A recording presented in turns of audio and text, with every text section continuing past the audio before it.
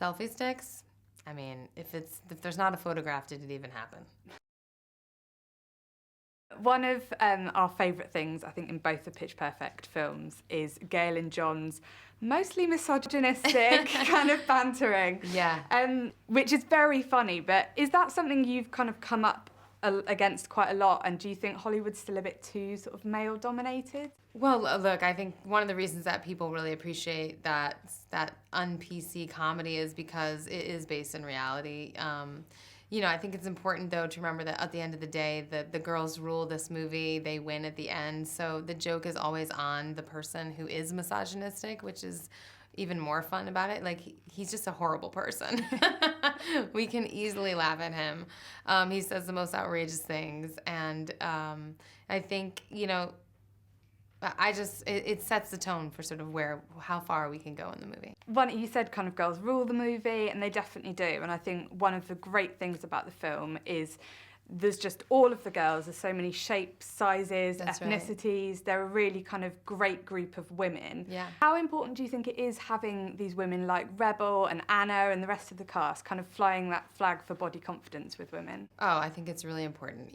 We cast the best people for these roles, and we wanted misfits. We wanted oddballs. We wanted people with like real personality, and I think. It was an active decision, and we've carried it through to all the sort of supporting cast as well.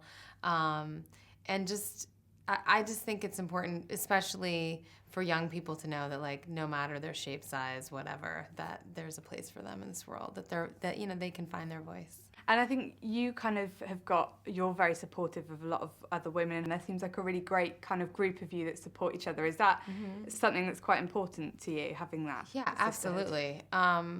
It's absolutely important. I mean, Tina Fey is one of my role models. I'm so impressed anytime like anybody gets like what they're doing out there in the world. I mean, it's really hard. And, so when I see like Amy Schumer coming up right now, or the Broad City Girls, it's so funny. And, this movie, Bridesmaids, before that, I think it's important to be as supportive as possible of each other. And another thing you've been sort of quite vocal about, that's something very close to our hearts as well, is obviously Planned Parenthood's work in America. Yeah. I mean, over the next few years, how would you like to see that kind of view of women's bodies changing, do you think? The most important thing to me is that like all male legislators don't tell us what to do with our bodies. I find that any of this stuff is, it's our medical like decisions, it's our lives. It can literally be someone's life. Planned Parenthood is offering cancer screenings all the time for women, especially low-income women who don't have access to that kind of health care. But more importantly, it's about parity and equity in the world. Women have to be able to make their own decisions about childbearing, and that's just something that's really, really important to me. A quick Gale-style judgment on a few things. Oh boy. So, quick fire. Mockingjay 2. A travesty. I don't understand it. Too much violence. Channing Tatum's abs. The best ever. I'd take them. I want them for dessert. I'm licking them in my mind right now. Game of Thrones. Incredible. Mostly for the women. Lot of sexy boobies.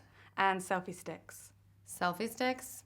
I mean, if there's not a photograph, did it even happen?